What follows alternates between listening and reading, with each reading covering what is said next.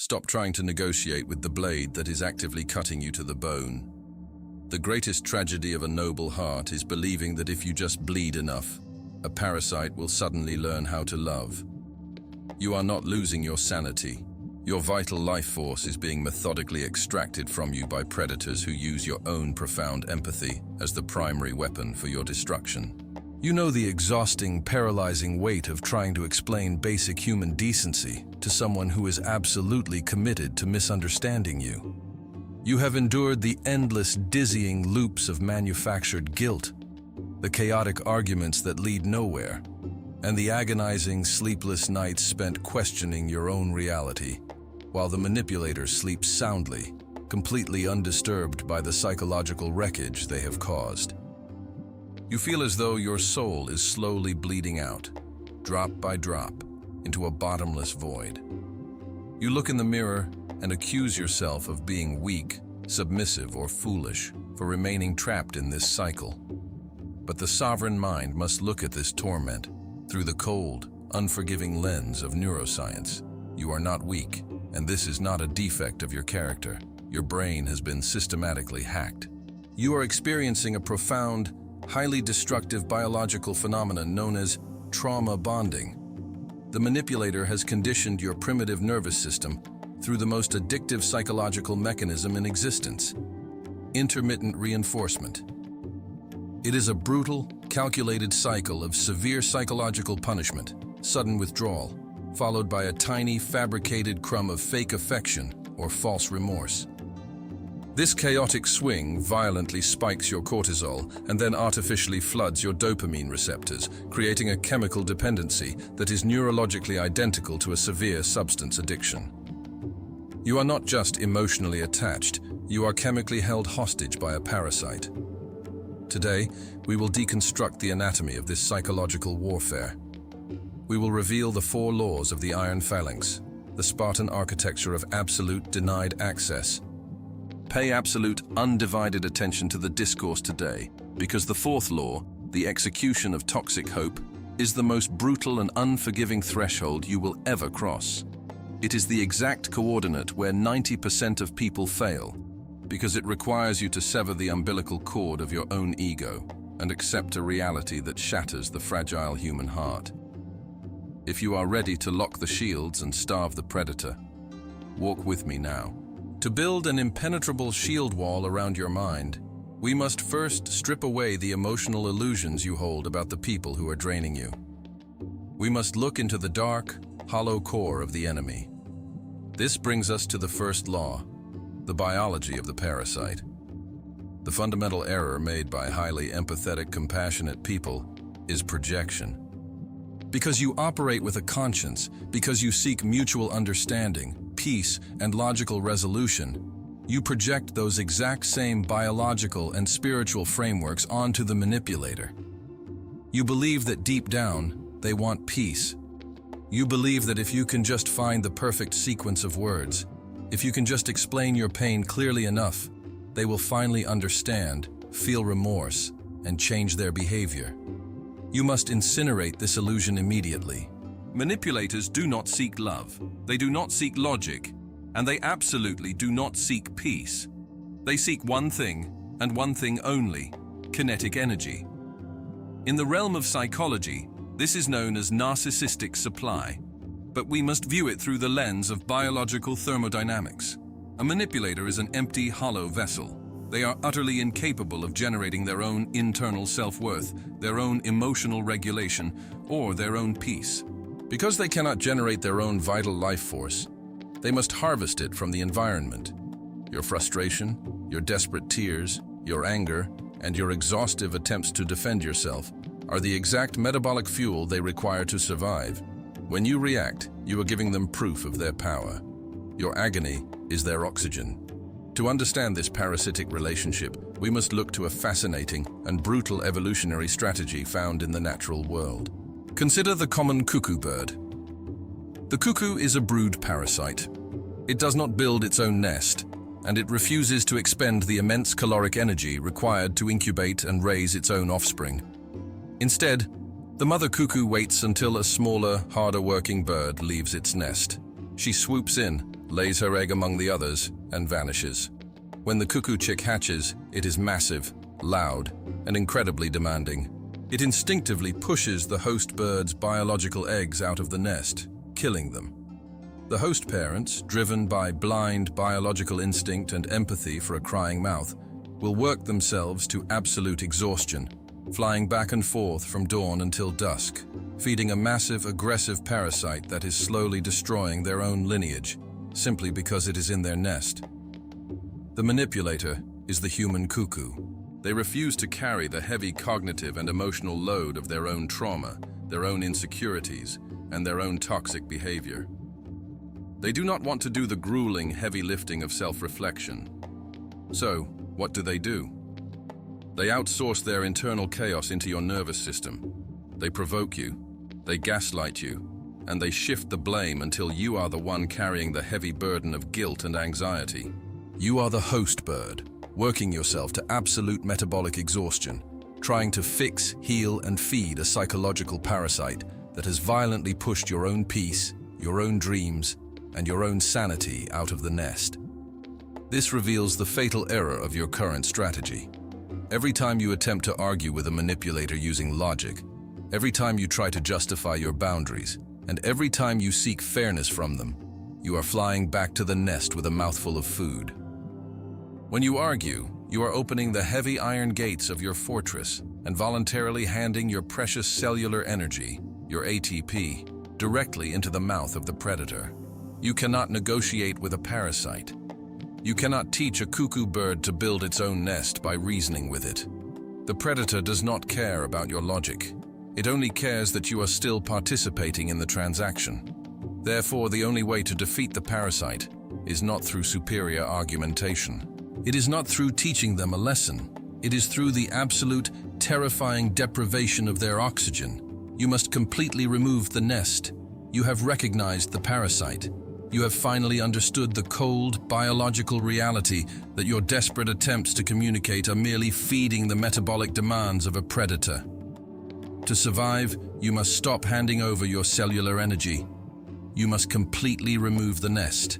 But walking away from a manipulator is not a casual stroll.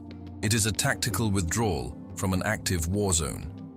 To do this, without being pulled back into the chaos, you must forge a psychological armor that cannot be pierced. This brings us to the second law of absolute sovereignty, the shield wall of no access. To understand the architecture of this defense, we must look back to the ancient, unforgiving battlefields of Greece. Consider the ultimate military formation of the ancient world, the Spartan Phalanx. A Spartan warrior did not walk into battle as a solitary hero, swinging a sword in chaotic emotional rage.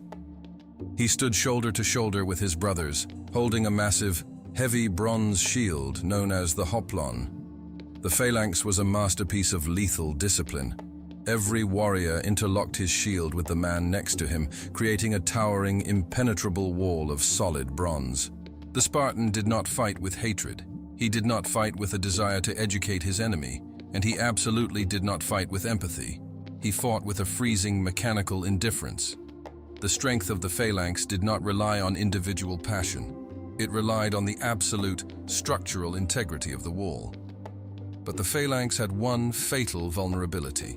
If a single warrior allowed his emotions to override his discipline, if he stepped out of the formation to hurl an insult at the enemy out of pride, or if he dropped his shield out of exhaustion or misplaced pity, a gap opened in the bronze wall. In that exact fraction of a second, the enemy would pour their spears through the crack, the structural integrity would collapse, and the entire formation would be violently slaughtered. You must apply this exact, unforgiving martial law to your psychological defense. When dealing with a manipulator, your shield is your absolute silence and your physical absence. The manipulator is constantly circling your perimeter, looking for a gap in the bronze. When you feel the overwhelming, burning urge to send just one last angry message to prove them wrong, that is you dropping your shield out of pride. When you answer their late-night call because they are crying and claiming they have finally changed, that is you dropping your shield out of misplaced empathy. When you try to softly negotiate a boundary, explaining how much they hurt you, that is you stepping out of the formation. Every single time you engage, you open a gap in the wall, and the parasite pours their venom directly into your central nervous system. To break the manipulator, you must implement the Spartan rule of no access. This means an absolute, unconditional blockade across all physical, digital, and emotional fronts. We must make a highly critical distinction here because the amateur and the sovereign handle silence very differently. The amateur uses the silent treatment. The silent treatment is a manipulative game of the ego. It is when you ignore someone as a form of punishment, constantly checking your phone, secretly hoping they will notice your silence, feel the pain of your absence, and come crawling back with a profound apology. If you are using the silent treatment, you are still emotionally bleeding.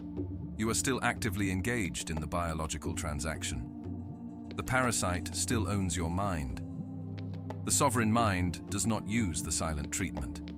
The sovereign mind executes tactical silence. Tactical silence is not a punishment.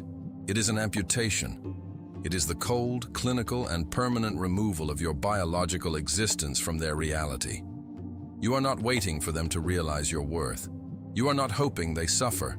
You simply cease to exist in their dimension. You block the numbers, you lock the digital gates, and you completely remove their access to the sacred territory of your attention. You become a ghost to their chaos, so you can become a monolith in your own empire. When you implement this level of absolute denial, you must weaponize the word no. The modern human is deeply infected with the disease of justification. When a manipulator demands your time or attempts to cross a boundary, your first reflex is to say no, and then immediately follow it with a frantic 5-minute apology or a detailed explanation of why you cannot comply. You must realize that to a manipulator, a justification is not an explanation. It is an invitation for negotiation. It tells the predator that your shield is made of cheap plastic, not solid bronze, and if they push just a little bit harder, the wall will bend. In the Iron Phalanx, no is a complete sentence. It requires no comma, no explanation, and absolutely no apology. You look the demand in the eye, and you drop the heavy iron gate. You do not explain the gate. You simply ensure that it is locked. You have forged the wall.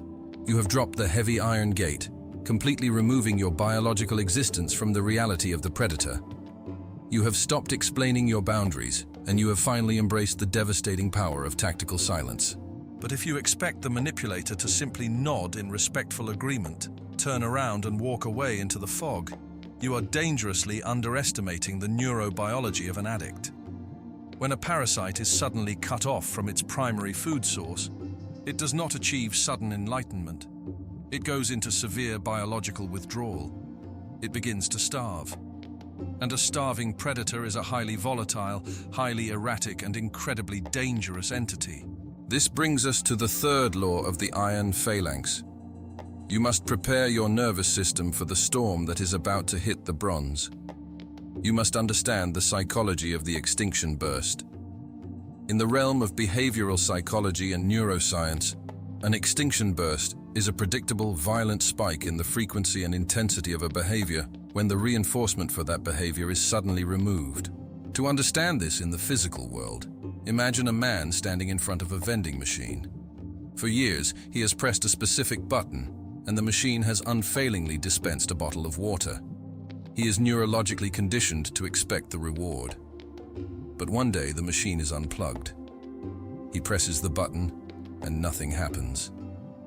Does he calmly accept the new reality and walk away? Absolutely not. His primitive brain panics. He presses the button faster. He presses it harder. When that fails, he begins to strike the machine with his fists. He shakes the heavy glass, yelling in frustration, escalating his physical violence in a desperate attempt to force the machine to yield the reward he feels entitled to. This is exactly what the manipulator will do to your perimeter. For years, they have pressed the buttons of your empathy, your guilt, and your fear, and the machine has always dispensed the highly oxygenated blood of your emotional reaction. The moment you lock the shields and execute the rule of no access, you have unplugged the machine. The manipulator will experience an acute extinction burst. They will throw themselves against the Iron Phalanx with a chaotic, escalating arsenal of psychological weaponry. First, they will attempt the siege of manufactured pity. Suddenly, the person who was entirely deaf to your agony will experience a miraculous emotional breakthrough. They will flood your locked gates with desperate apologies, tears of fabricated remorse, and grandiose promises of profound change. They will use the memories of your shared past as a psychological battering ram, trying to trigger your ancient empathetic programming. You must look at these tears with the cold, clinical detachment of a scientist observing a chemical reaction. The tears are not sorrow for the pain they caused you. The tears are biological panic because their host is escaping. If you drop your shield out of pity, if you allow them back in, the cycle will resume with twice the brutality, because you have just taught them that your boundaries are merely suggestions that can be washed away with fake water.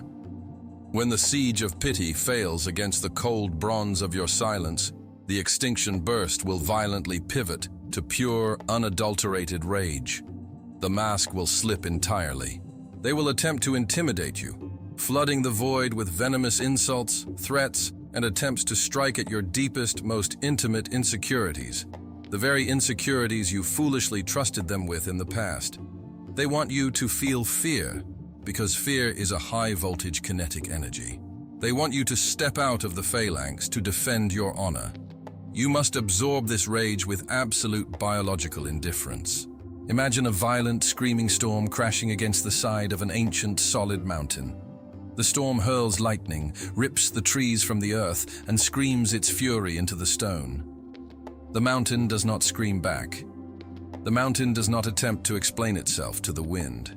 It simply remains exactly where it is, anchored deep in the earth, knowing that the storm is burning through its finite energy, while the stone remains eternal. You must become the mountain. Let them scream until their lungs bleed. You owe their chaos nothing. But the most dangerous phase of the Extinction Burst occurs when the manipulator realizes they can no longer penetrate your walls directly. They will attempt a flanking maneuver. They will execute the smear campaign. Because they can no longer control you, they will attempt to control how the rest of the world sees you. They will recruit the flying monkeys, the enablers, the mutual friends, the easily manipulated bystanders. The predator will completely rewrite the history of your relationship, playing the innocent, broken victim, and painting you as the cruel, heartless villain who abandoned them. The flying monkeys will come to your gates, carrying the manipulator's narrative, demanding explanations, and attempting to shame you back into submission. This is the exact moment where the vast majority of people break formation. The human ego is absolutely terrified of being misunderstood. When the flying monkeys arrive, your ego will scream at you to drop the shield, step into the light, present your evidence, and prove to the world that you are the victim. You must execute a lethal blow to your own pride. You do not defend yourself. You do not launch a counter-campaign. You do not present your evidence to people who are committed to a comfortable lie. If you step out of the phalanx to argue with the flying monkeys, you have lost the war. You have handed the kinetic energy right back to the predator, using the enablers as a proxy. The sovereign mind understands a profound truth about human reputation. Your reputation is merely a shadow cast by the light of other people's opinions. It is completely out of your control. But your character, your internal peace, and the iron walls of your mind are entirely within your domain. Let them whisper. Let them believe the fabricated story. Let the parasite play the victim in a theater of fools. You do not need the validation of the blind to know that you are walking in the light.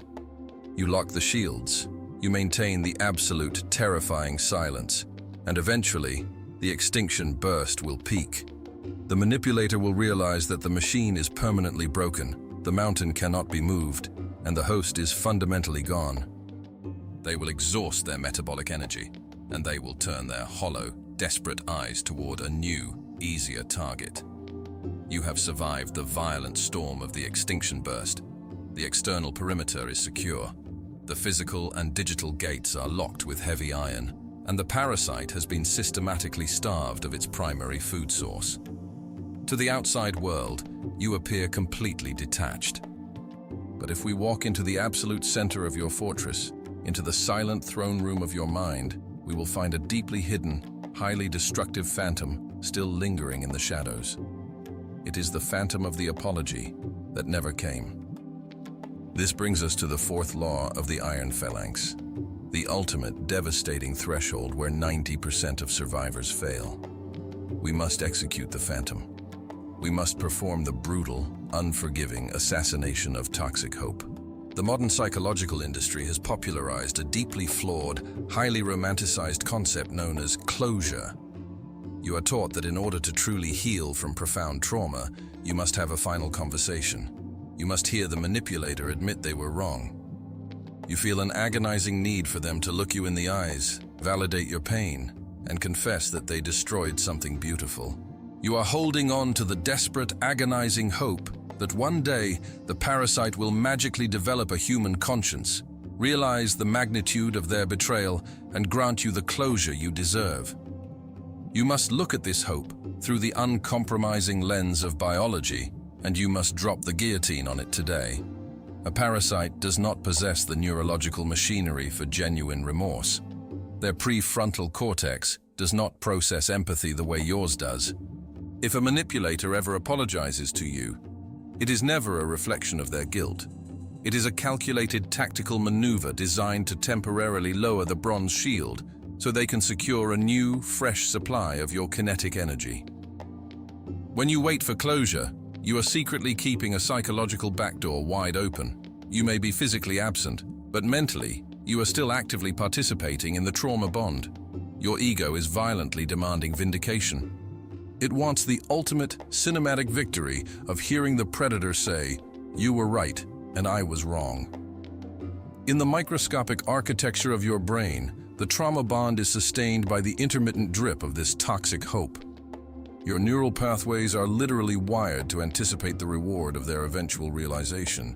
When you kill the hope, you forcefully starve those exact neural circuits.